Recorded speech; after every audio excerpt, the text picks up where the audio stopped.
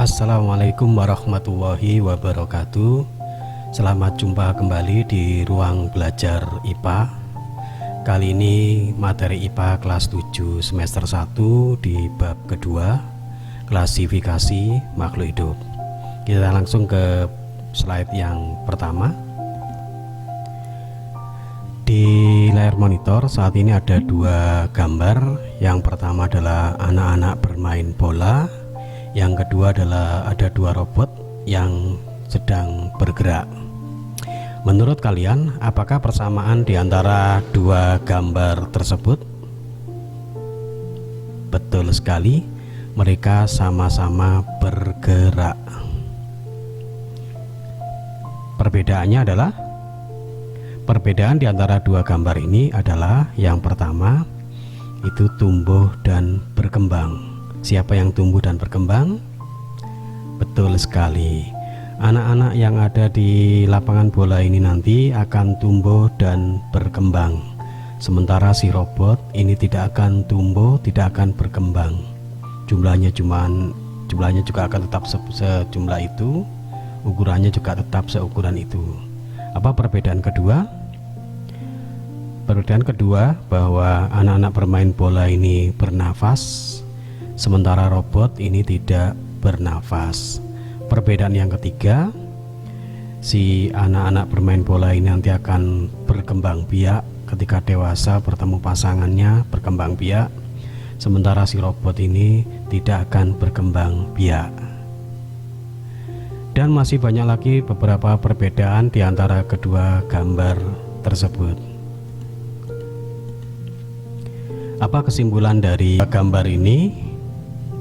Kesimpulannya adalah bahwa gambar anak bermain bola ini adalah makhluk hidup, sementara dua robot di gambar sebelah kanan ini adalah benda mati.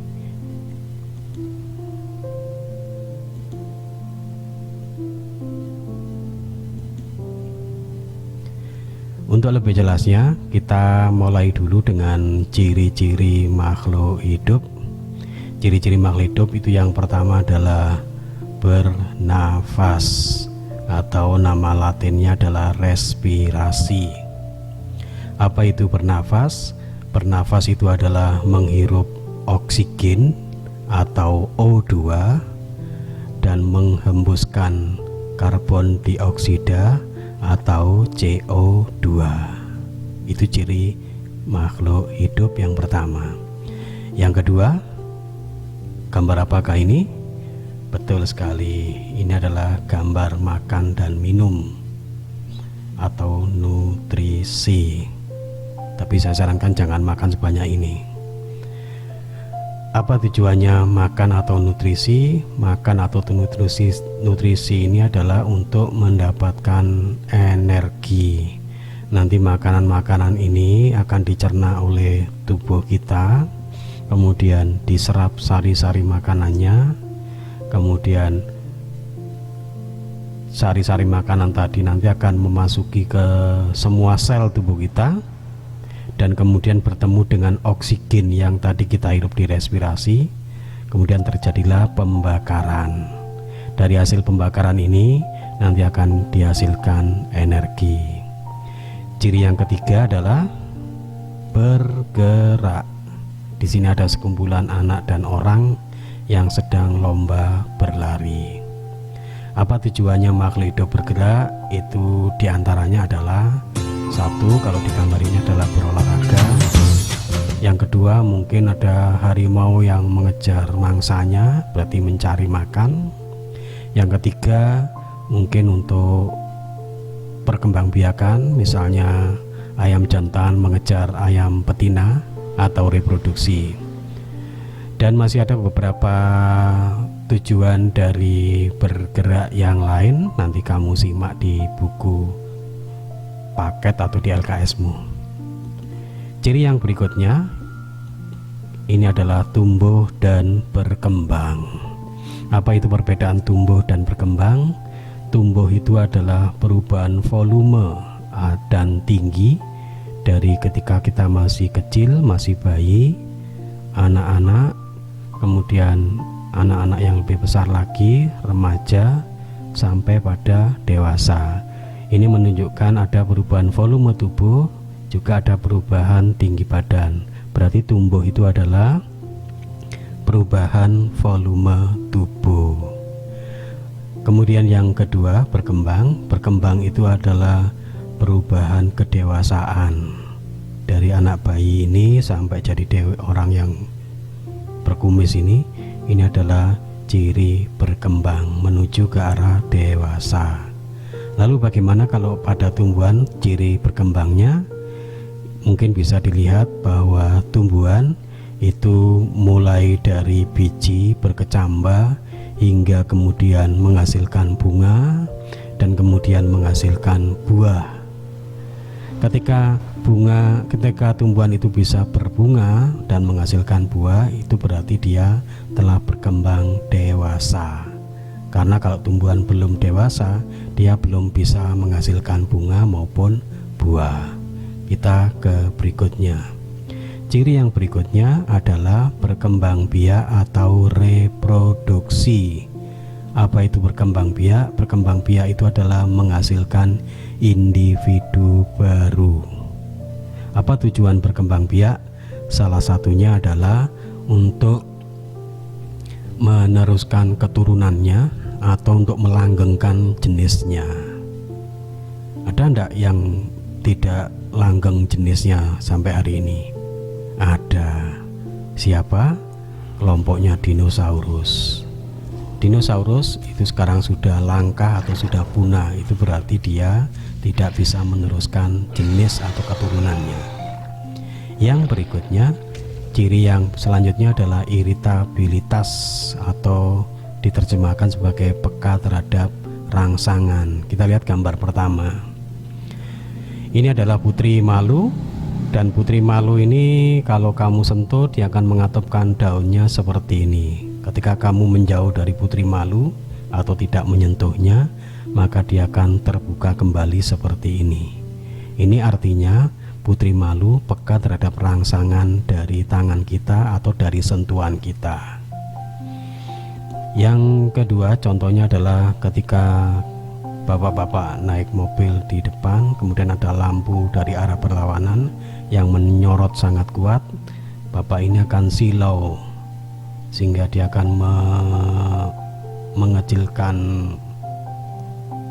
kelopak matanya ini untuk mengurangi cahaya yang masuk. Jadi silau ini adalah peka terhadap rangsangan, yaitu berupa cahaya. Ciri yang selanjutnya adalah adaptasi atau menyesuaikan diri terhadap lingkungan. Di sini saya cuma mengambil dua contoh. Yang pertama adalah kaktus, yang kedua adalah teratai. Di mana letak adaptasi atau menyesuaikan dirinya? Kaktus karena dia hidup di tempat yang kering, yang kekurangan air, maka daunnya ini berupa duri-duri yang kecil. Ini sebenarnya adalah penjelmaan dari daun. Jadi daunnya tidak lebar kayak si teratai. Kenapa teratai ini daunnya lebar-lebar?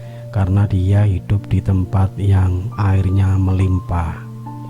Dengan daun melebar, maka akan terjadi penguapan dari daunnya, sehingga air bisa diuapkan lewat daun yang lebar ini.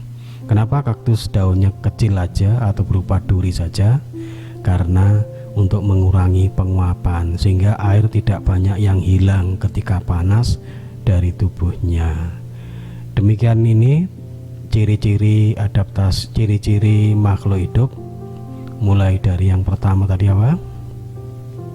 Mulai dari bernafas, kemudian makan dan minum atau nutrisi, bergerak, kemudian tumbuh dan berkembang, kemudian berkembang biak atau reproduksi, kemudian iritabilitas, dan yang terakhir adalah adaptasi atau menyesuaikan diri terhadap lingkungan.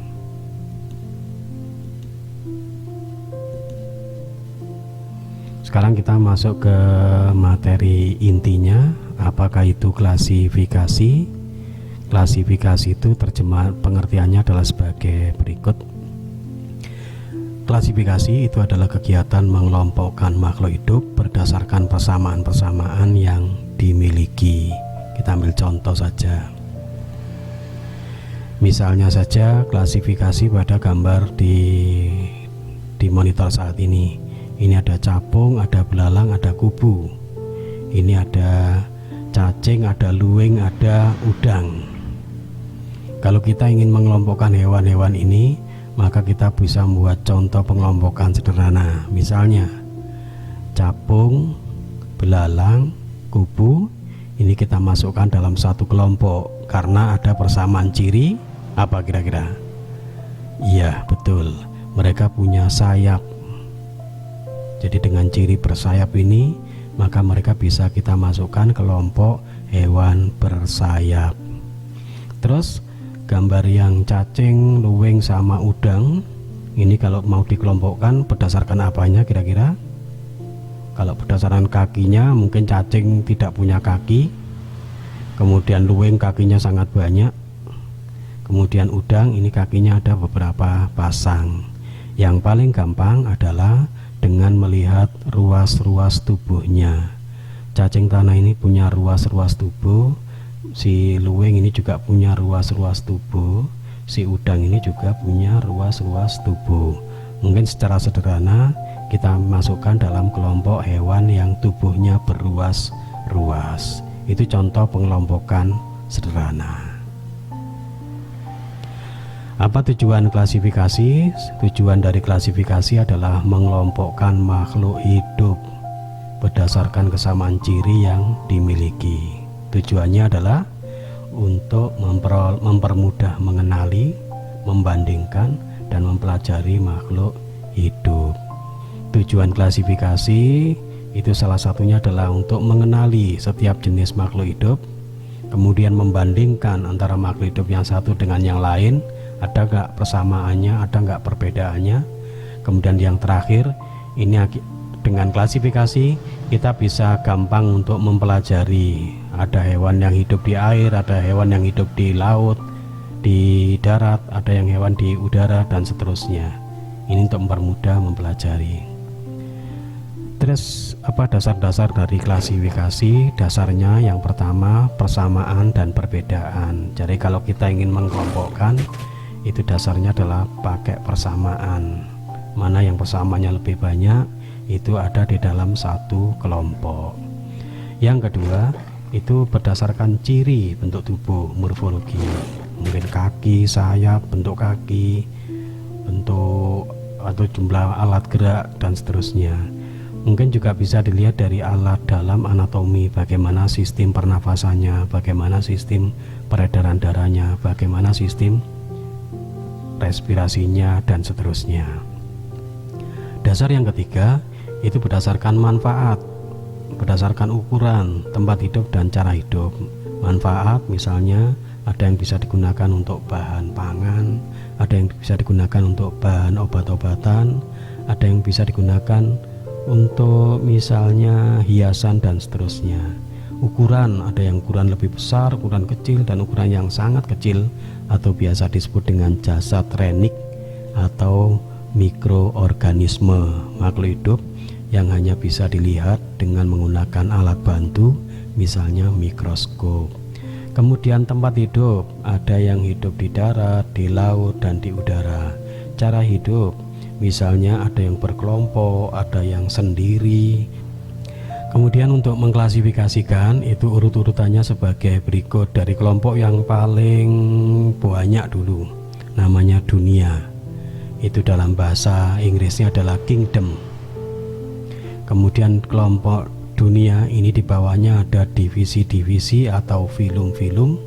Bahasa Inggrisnya division atau filum. Kemudian di bawah filum atau divisi ini ada kelas-kelas. Mungkin bahasa Inggrisnya juga kelas, cara penulisannya aja yang berbeda. Kemudian di bawahnya lagi ada bangsa. Kemudian bahasa Inggrisnya adalah order. Di bawah bangsa itu ada suku-suku atau family. Di bawah suku itu ada marga atau genus. Dan yang paling kecil, paling sederhana ada namanya jenis atau spesies. itu adalah kelompok paling kecil.